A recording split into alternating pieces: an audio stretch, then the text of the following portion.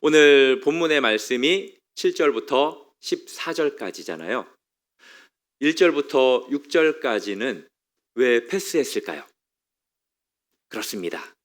우리가 지난번에 이제 6장과 13장에서 안식일에 이제 병을 고쳐주는 그 논쟁에 대해서 저희가 말씀을 함께 나눴기 때문에 거의 비슷한 그러한 내용이라서 패스하고 오늘은 7절부터 14절까지의 말씀을 통해서 함께 은혜를 나누도록 하겠습니다. 우리 성도님들은 혹시 어딘가를 이렇게 갔을 때 높은 자리에 앉는 게 편하십니까? 좀 낮은 자리에 앉아 있는 게 편하십니까? 이제 사람마다 다 다른데요. 오늘 말씀을 보면은 이제 바리새인 그 집에 잔치에 초청받은 그러한 사람들이 있었습니다. 그런데 이 사람들이 자기가 어디에 앉을까라고 이렇게 선택해서 자리를 앉는 모습을 이렇게 보는데, 이 모습을 보면서 예수님께서 이제 그 다음에 비유의 말씀을 하시는 것을 우리가 본문을 통해서 확인을 할 수 있습니다. 여기에서 청함받은 자들이 자리를 택한다라는 것은 어떤 의미냐면, 이 선택한다라는 것은 의도적으로 자리를 골라서 앉는다는 거예요. 어떤 자리를 의도적으로 골라서 앉았을까요? 당연히 높은 자리죠. 그 당시에 이제 식사나 연회에 이렇게 이제 초대받는 것은 자신의 그 지위, 그리고 또 이제 자신의 명예를 공개적으로 드러낼 수 있는 그러한 자리거든요. 이제 그런 자리에 초대받은 자로서 당연히 높은 자리를 앉으려고 한다라는 것입니다. 특별히 자기의 지위가 높고 또 명예가 높은 사람은 어디에 앉았냐면, 높은 자리는 주인 옆자리예요. 그래서 이제 초대받은 사람들이 그렇게 주인 옆자리에 앉으려고 그 자리가 어딘가라고 찾아서 갔던 것입니다. 바리새인들에게 있어서 상석의 의미는 어떤 거냐면, 종교적으로 그리고 사회적으로 우월감을 과시할 수 있는 그러한 무대였어요. 이 모습을 예수님께서 보시고 별로 좋아하지 않으셨죠. 그래서 비유를 통해서 말씀을 하시는데, 어떤 말씀을 하시는지 이제 본문을 보면은 8절을 보면 이렇게 기록되어 있죠. 혼인잔치에 청함을 받았을 때 어디에 앉지 말라고요? 높은 자리에 앉지 말아라 라고 말씀하십니다. 지금도 마찬가지지만 혼인잔치는 아주 특별한 그러한 잔치죠. 저도 이제 어제 친척 결혼식이 있어서 잠깐 다녀왔는데요. 상당히 특별하다라는 것을 다시 한번 느끼고 왔습니다. 하나님의 은혜가 있다라는 것을 느끼고 왔어요. 그리고 그 예식은 그냥 인간적인 단순한 결혼식이 아니라 우리가 장차 천국에 가서 누릴 그러한 예식과 같다라는 것을 다시 한번 생각하고 돌아왔는데요. 이스라엘의 그 결혼식은 며칠 동안 진행이 되죠? 일주일씩이나 진행이 됩니다. 그 결혼 잔치에 동네 사람들은 일단 기본적으로 다 초청을 받겠죠. 그리고 그 외의 사람들은 상당히 사회적으로 지위가 있거나 아니면 이렇게 많은 재물을 가지고 있는 부자들을 초청을 했다라는 것입니다. 이 혼인 예식은 이제 구약 시대에서부터 하나님께서 이스라엘 백성들과의 그러한 관계를 나타내는 표현이기도 해요. 그리고 예수님께서는 당신을 신랑이라고 하셨고 우리는 뭐라고 표현하셨죠? 신부라고 표현을 했잖아요. 그런 것처럼 이제 이 결혼 예식은 아주 중요한 예식이라서 예수님께서 이 예식을 통해서 이스라엘 백성들과 또 우리들에게 가르치려고 하는 것은 무엇이냐? 일단 기본적으로 이 초대받은 자리는 그냥 단순히 먹고 마시는 자리가 아니라 어떤 자리냐면은 하나님 나라의 잔치라는 거예요. 믿으십니까? 우리 성도님들이 지금 이 자리에 앉아 있는 이 예배의 자리를 어떻게 생각하시는지 모르겠지만, 하나님께서 우리를 초청하신 하나님 나라의 혼인 잔치라고 우리 성도님들이 믿으시기를 바랍니다. 혼인 잔치에 하객으로 가셨을 때도 이 표정은 아니죠, 우리가? 조금은 밝은 표정으로 우리가 신랑 되시는 예수님, 하나님께서 앉아 계신 그 보좌, 그곳을 우리가 바라보면서 하늘나라를 상상하면서 소망하면서 예배를 드리시기를 바랍니다. 그런데 우리가 여기에서 이제 한 가지 중요한 놓치지 말아야 할 핵심이 하나 있는데, 그건 뭐냐? 청함을 받았을 때라는 표현입니다. 청함을 받았을 때라는 칼레오라는 이 단어는 그냥 단순한 초대가 아니에요. 로마서 8장 30절에 보면은 이렇게 기록이 되어 있습니다. 또 미리 정하신 그들을 부르시고. 청함을 받았을 때라는 이 칼레오라는 단어가 이 로마서 8장 30절에 부르시고라는 단어와 같은 단어예요. 하나님께서 우리를 이 자리에 불렀는데 어떻게 불렀냐면 아주 특별하게 불렀다라는 거예요. 원래 우리는 하나님의 부르심을 받을 그러한 자격이 없는 대상들이었습니다. 그럼에도 불구하고 하나님께서는 우리를 사랑하셔서 아들 예수 그리스도의 그 십자가의 죽으심을 통해서 우리를 당신의 백성 삼아 주시고 당신을 예배할 수 있는 자녀로 만들어 주셔서 우리를 이 자리에 부르셨다라는 거예요. 믿으십니까? 사랑하는 성도 여러분, 당시 혼인 잔치에는 사회적 지위가 있는 사람들, 그리고 돈 많은 사람들이 초대를 받았었어요. 그런데 예수님께서는 13절에서 보면은 어떤 사람들을 오히려 초대하라라고 이야기를 합니까? 가난한 자들, 그리고 몸 불편한 자들, 그리고 저는 자들, 맹인, 이러한 사람들을 오히려 부르라고 합니다. 이 모습을 그들의 모습이라고 생각하지 마시고 저와 우리 성도님들 개인의 모습이었었다라고 여기시기를 바랍니다. 지금 이 자리에 있어서 그 지난날의 우리의 모습이 어떤 모습인지 우리가 잊어버리는 경우가 많아요. 원래 우리는 죄인이고 그 죄로 말미암아 죽었던 자들입니다. 그런데 조금 전에 이야기했듯이 원래 우리는 가난하고 또 눈멀고 벗은 자였지만 하나님이 우리를 부르셨어요. 대단해서 부른 게 아니에요. 원래 우리가 뭐 가지고 이 세상에 왔나요? 애초에 옷 입고 이 세상에 오신 분 있으세요? 아무것도 가진 것 없이 우리는 왔잖아요. 하나님께서 우리를 사랑하셔서 하나님의 일방적인 은혜로 이 자리에 우리가 초청받았음을 우리 성도님들 잊지 않기를 바랍니다. 초청받은 자로서 예수님께서 그 초청의 자리에 어디에 앉으라고 말씀을 했죠? 끝자리. 네, 끝자리에 앉으라고 이야기했습니다. 지금 끝자리에 앉으신 분들은 이 자리인가? 라고 생각하십니까 혹시?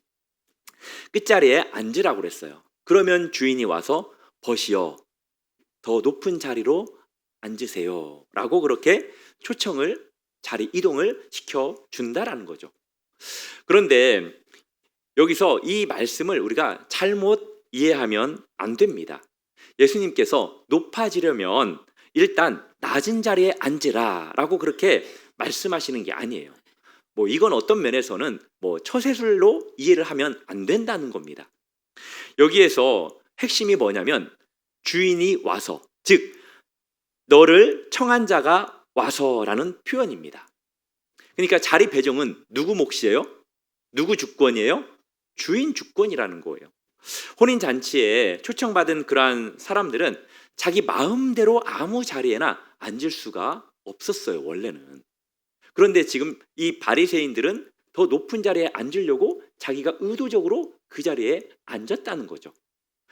그래서 더 귀한, 자기가 더 사랑하는 그러한 친구에게 그 자리를 대신 앉게끔 한다는 겁니다. 주인이 낮은 자리에 앉아있는, 끝자리에 앉아있는 그 친구에게 보시오, 와서 이리 앉아요. 선생님은 여기 앉으세요. 부인은 저기 앉으세요 라고 그렇게 주인이 자리를 배정해 준다라는 거죠. 주인의 배려와 판단에 따라서 자리는 배정되게 된다는 것입니다. 사랑하는 성도 여러분, 이게 하나님 나라의 원리예요. 하나님께서 우리의 자리를 정하셨을까요? 아니면 우리 마음대로 아무 자리에나 앉을 수 있는 권리가 우리에게 있는 걸까요? 그렇죠. 전자죠. 하나님께서는 우리에게 앉을 만한 그 자리를 다 정해 주십니다. 거기에 우리는 어떻게 해야 되느냐? 순종해야 돼요. 하나님께 우리가 상대평가를 받는 게 아닙니다. 하나님께 우리는 어떤 평가를 받습니까? 절대평가를 받게 되어 있어요. 그래서 우리 성도님들이 착각하지 마시고 오해도 하지 마시지 말기를 바랍니다. 말이 안 되네요. 네. 그런데 이제 이 주인이 자리를 이렇게 이동시켜 줄 때 친구여라고 부르는 이 표현이 얼마나 따뜻합니까? 하나님이 우리를 친구라고 불러준다라는 사실을 우리 성도님들이 기억하시기를 바랍니다. 우리는 하나님의 친구예요. 그리고 하나님도 우리의 친구가 된다는 거죠. 그런 면에서 지금까지 들었던 이 말씀을 통해서 우리가 겸손이 무엇인가라는 것을 한번 짚고 넘어갔으면 좋겠는데요. 우리 성도님들이 생각하는 그 겸손은 무엇입니까? 나중에 높아질 거니까 일단 낮아지자. 그 생각하는 것, 그 생각을 갖는 것, 이게 겸손일까요? 아니라는 거죠. 가장 기본적인 건 뭐냐? 우리가 은혜를 받을 자격이 없음에도 불구하고 예배의 자리에 있을 수 없는 존재임에도 불구하고 하나님께서 우리에게 은혜를 베풀어 주셨다라는 것, 그것을 안다라는 것 자체가 겸손이라는 사실을 믿으시기를 바랍니다. 겸손하지 않은 사람은 내가 하나님 앞에 예배를 드려주러 왔다라고 생각한다는 거예요. 천만의 말씀 만만의 그렇죠. 절대 그렇게 생각하지 않기를 바랍니다. 그리고 두 번째는 뭐냐? 하나님 앞에서 나의 올바른 위치가 어디인가를 아는 것이 바로 겸손이라는 거예요. 오늘 이 말씀을 통해서 우리가 기억해야 될 것은 이 놀라운 하나님 나라의 잔치에 초대받은 것, 이것에 대해서 우리가 겸손하게 그리고 기쁘고 감사하게 여기시는 저와 우리 성도님들 되기를 주님의 이름으로 축복합니다. 그리고 오늘 읽었던 이 본문의 말씀 가운데 가장 중요한 구절은 몇 절일까요?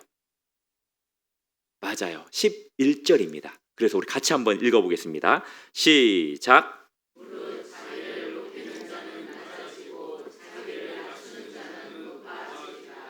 아멘. 이 말씀은 오늘 본문에서 신학적 정점이라고도 볼 수 있고요. 그리고 하나님 나라의 불변하는 원리라고도 볼 수 있습니다. 역설인 거죠. 여기에서 자기를 높이다라는 이 단어가 가지고 있는 의미는 하나님의 자리를 탐내려 한다라는 의미를 가지고 있어요. 혹시 창세기에 보면은 하나님께서 창조하신 인간들이 하나님과 같아지려고 했었던 그 사건이 있죠. 어떤 사건이죠? 맞아요. 바벨탑을 쌓은 그러한 사건이죠. 성과 대를 쌓아 대 꼭대기를 하늘에 닿게 하여 우리 이름을 내자라고 그렇게 인간들이 하나님과 같아지려고 했습니다. 바로 이게 자기를 높이려는 그러한 모습이죠. 그리고 또 하나는 타락한 천사입니다. 타락한 천사가 내가 하늘에 올라 하나님 나라의 뭇별 위에 나의 자리를 높이리라. 얼마나 교만한 표현입니까? 그리고 아담과 하와도 그랬죠. 그 뱀이 이것을 먹으면 눈이 밝아져서 하나님과 같아질 것이다 라고 유혹하니까 아담과 하와가 정확히 표현은 안 했지만 그럴 거야, 그렇겠지? 라고 하면서 그 선악과를 따먹었잖아요. 그래서 우리에게는 아주 인간적인 근본적인 죄가 생겼는데 그게 뭐냐? 자기 자신을 높이려고 하는 거예요. 아마 여기에서 자기 자신을 높이는 것에 대해서 싫어할 사람은 아무도 없다라고 생각합니다. 대부분 이야기를 들어보면 누구 자랑이에요? 네, 참 신기하죠. 이야기의 거의 대부분이 자기 자랑으로 이렇게 나아가요. 맨 처음에는 그렇게 시작 안 합니다. 겸손하게 시작해요. 그리고 상당한 모든 대화의 내용들이 결국에는 뭐냐면 나 좀 알아달라는 거예요. 갑자기 크게 웃으시니까. 네.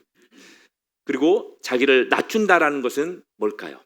이제 낮춘다라는 그런 의미는 하나님 앞에서 방금 전에 이야기했던 이제 피조물로서 올바른 위치를 인정하는 거예요. 세례 요한이 뭐라고 이야기를 했습니까? 예수님을 보고 예수님은 흥해야 되고 나는 쇠해야 된다. 그리고 사도 바울은 뭐라고 고백했습니까? 죄인 중에 괴수가 바로 납니다. 사랑하는 성도 여러분, 우리가 이런 고백이 진정한 우리 마음속 깊은 곳에서 흘러나오는 겸손한 고백이 되기를 주님의 이름으로 축복합니다. 이 가장 아름다운 이 겸손의 모습, 낮아짐의 모습을 완벽하게 보여주신 분이 있죠. 예수님이죠. 빌립보서 2장 6절부터 9절까지의 말씀을 보면 가장 예수님의 그 겸손한 모습에 대해서 잘 표현하고 있잖아요. 원래 예수님은 하나님과 동등된 분이시잖아요. 그럼에도 불구하고 그 동등됨을 취하지 않고 그 능력을 동일하게 발휘하지 않잖아요. 오히려 종의 형체를 입어서 취하셔서 어디까지 복종을 하십니까? 네, 죽기까지 복종합니다. 사랑하는 성도 여러분, 죽기까지 복종한다는 게 그게 쉬운가요? 정말 어렵잖아요. 거의 목숨 앞에서, 생명 앞에서 다 배신합니다. 그건 장담하기가 어려워요. 그만큼 순종, 또 우리가 이제 어디에서 복음을 전하다가 죽는 걸 뭐라고 하죠? 예, 순교하는 사람들이 되게 적다라는 것이 바로 증명하는 이유이기도 합니다. 그 결과 그런 예수님을 어떻게 해주십니까? 하나님께서 모든 이름 위에 뛰어난 이름을 주시고 지극히 높여주시는 것을 우리가 보게 됩니다. 사랑하는 성도 여러분, 중요한 것은 뭐냐? 예수님이 높아지기 위해서 내가 낮아져야 되겠다라고 여기신 게 아니에요. 하나님을 사랑하기 때문에, 하나님께 순종하기 위해서 그렇게 했다라는 거예요. 우리 성도님들의 마음의 동기도 겸손하기 위해서 하나님을 더 사랑하시고 하나님께 더 순종하시기를 바랍니다. 내가 높아지려는 그 목적을 가지고 하나님을 사랑하고 순종하는 것이 아니라 하나님을 사랑하고 순종하기 때문에 낮아지는 저와 우리 성도님들이 되기를 주님의 이름으로 축복합니다. 그러면 우리가 어떻게 살아야 할까요? 그 가르침의 말씀이 12절, 13절 말씀이에요. 조금 전에 읽었던 말씀입니다. 여기에 보면은 가품이라는 단어가 나와요. 가품이 될까 하노라. 12절 하반절에 나오는데 이것의 의미는 뭐냐? 상호 부조하는 그러한 자체를 행하지 않는 게 좋다라는 겁니다. 쉽게 말해서 이 당시에 누군가를 초청하면 초청받은 사람은 어떻게 해야 됐냐면 그 사람을 다시 초청을 했어야 돼요. 그러니까 누구를 초청하겠어요? 자기를 초청할 수 있는 능력을 가진 사람을 초청을 한다라는 거예요. 능력이 안 되면 아예 초청을 안 한다라는 거죠. 왜냐? 내가 초청받지 못할 거니까. 기브 앤 테이크가 안 되기 때문에, 주고받는 게 안 되기 때문에. 그러니까 예수님께서 이 말씀을 하시는 건 뭐냐? 너무 계산적이지 않으면 좋겠다라고 말하는 거예요. 무엇인가 보상을 받기 위해서 보상을 하는, 선물을 주는 그런 행위를 하지 말라라고 말씀하고 있는 겁니다. 물론 뭐 형제나 친구들이나 이렇게 그런 분들, 가족들을 함께 초청하는 것도 당연히 좋죠. 그렇지만 한 걸음 더 나아가라는 거예요. 아무것도 돌려줄 수 없는 그런 대상들까지도 품고 그들을 사랑하라라고 말씀하고 있는 겁니다. 가난한 자들, 몸이 불편한 자들, 저는 자들, 맹인들을 초대하라. 그들이 갚을 것이 없으므로 내게 복이 될 것이다 라고 그렇게 말씀을 합니다. 이 네 부류의 사람들은 기본적으로 실제적인 도움이 필요한 그러한 사람들이죠. 이러한 사람들에게 우리가 돌봐줘야 되고 사랑을 베풀어 줘야 된다는 거예요. 그런 면에서 우리 교회의 4대 비전 중에 하나인 연약한 자들을 돌보는 교회가 되어야 하는 게 마땅하다라는 거예요. 믿으십니까? 더욱더 우리의 관심은 건강한 사람들, 많은 것을 가진 사람들, 당연히 그분들도 기본적으로 귀하게 대하시고 또 연약한 자들도 동일하게 그들도 귀하게 대하시는 저와 우리 성도님들이 되기를 바랍니다. 이제 이 부분을 우리가 영적으로도 좀 생각을 해봤으면 좋겠습니다. 적용을 해야 된다고 봐요. 그건 뭐냐? 죄로 인해 상처받아서 절망하는 사람들, 그리고 삶의 무게에 지쳐서 소망을 잃은 사람들, 또 진리를 찾지 못해서 방황하는 사람들, 교회나 또 교역자, 성도들에게 상처받아서 교회를 떠난 사람들, 이러한 사람들에게 우리가 관심을 가지고 사랑도 베풀고 또 복음을 전해야 한다라는 겁니다. 중요한 것은 무엇이냐? 영적인 작용이 사회 실천을 대체해서는 안 된다는 거예요. 영적인 것도 또 실제적인 도움도 이것이 균형이 필요하다라는 겁니다. 그렇게 행할 때 하나님께서 어떤 약속을 하셨습니까? 14절 말씀입니다. 의인들의 부활 시에 내가 갚음을 받겠다. 이것을 우리가 잘못 이해하면 안 됩니다. 하나님이 나중에 보상을 해줄 거니까 그래, 내가 지금은 손해보더라도 그 보상받는 것 기대하면서 이것 해야지 라는 그런 생각으로 하지 말라라는 겁니다. 어떤 의미입니까? 하나님은 신실하시니까, 그리고 우리가 받은 사랑과 감사에 우리가 자발적으로 그들을 섬기라라고 말씀하고 있는 겁니다. 사랑하는 성도 여러분, 이 말씀이 우리 성도님들에게 놀라운 자유가 되기를 바랍니다. 그 자유는 뭐냐? 사람들이 인정하지 않더라도, 보답받을 것이 없더라도 괜찮다라고 생각하는 자유입니다. 그리고 또 당장 눈에 보이는 결과가 없더라도 괜찮다라고 생각하십시오. 그리고 세상이 알아주지 않아도 하나님이 알아주실 거니까, 하나님은 신실한 분이시니까, 그리고 최종적으로는 보상해 주실 것이니까 라는 그 생각으로 자유함을 가지십시오. 하나님께서 최종적으로 보상해 주실 것을 믿으십니까? 무엇으로 보상받을 것 같습니까? 머리에 쓰는 것. 맞아요. 면류관입니다.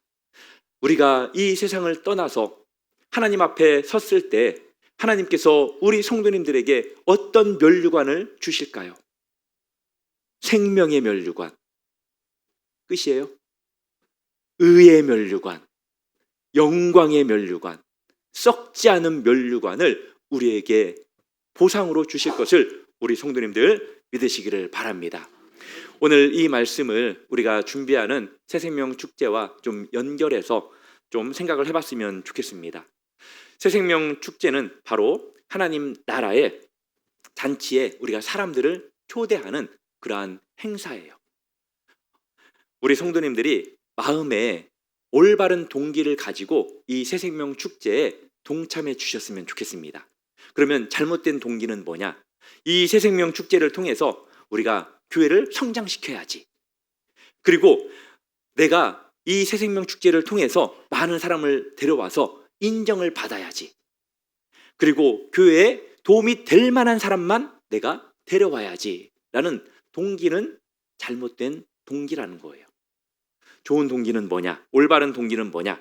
하나님께서 우리에게 베풀어 주신 그 사랑에 감사해서, 그 사랑 때문에 나도 다른 영혼을 하나님 앞에 오게끔 해서 그 사람도 동일한 하나님의 사랑과 또 감사를 누릴 수 있게 하겠다라는 동기였으면 좋겠습니다. 복음의 기쁨을 나누기 위해서 그렇게 동참했으면 좋겠고요. 하나님께서는 모든 사람이 구원에 이르기를 원한다라는 그 하나님의 뜻을 이루기 위해서 우리 성도님들이 그렇게 새생명 축제에 동참해 주셨으면 좋겠습니다. 사회적으로 어려운 사람들, 그리고 영적으로 힘든 사람들, 마음의 상처를 받은 사람들, 쉬는 사람들, 모든 사람들이 우리가 새생명 축제에 데리고 올 태신자에 다 포함이 된다라고 생각하시고, 그날에 오지 않더라도 이 시간을 통하여서, 이 기간을 통하여서 우리가 그들을 위해서 좀 더 하나님 앞에 간절히 기도하는 그 기도의 시간으로 삼기를 주님의 이름으로 바랍니다. 말씀을 맺겠습니다. 다시 한번 오늘 말씀을 통해서 우리 자신을 생각해 봤으면 좋겠습니다. 우리도 한때는 하나님 앞에 갚을 것이 없는 그러한 사람들이었습니다. 절대 하나님께 초청받지 않아도 하나님 앞에 뭐라고 할 수 없는 그러한 존재들이었어요. 하나님 앞에 드릴 것이 없고 또 자랑할 것도 없고 죄와 연약함 속에 빠져 있는 쇳덩어리인 우리이지만 하나님께서는 먼저 우리를 사랑하셨습니다. 우리를 자녀 삼아 주셨고 하나님 나라의 잔치, 예배의 잔치에 우리를 초청해 주셨습니다. 이 모든 것은 결국 하나님의 은혜요 사랑입니다. 그 무조건적인 하나님의 사랑을 받은 우리들은 이 세상에서 새로운 모습으로 살아갔으면 좋겠어요. 그 모습이 어떤 모습이냐면 계산하지 않고 다른 사람들을 섬길 수 있었으면 좋겠습니다. 그리고 인정받으려고 하지 말고 낮은 곳에서도 기뻐할 수 있는 성도님들이 되셨으면 좋겠고, 보답을 바라지 않고 연약한 자들을 돌볼 수 있는 저와 우리 성도님들이 되기를 주님의 이름으로 축복합니다. 우리는 하나님께 사랑받은 자녀입니다. 이미 하나님 은혜 안에서 충분한 존재라는 그 사실을 잊지 않는 저와 우리 성도님들 되기를 주님의 이름으로 축복합니다.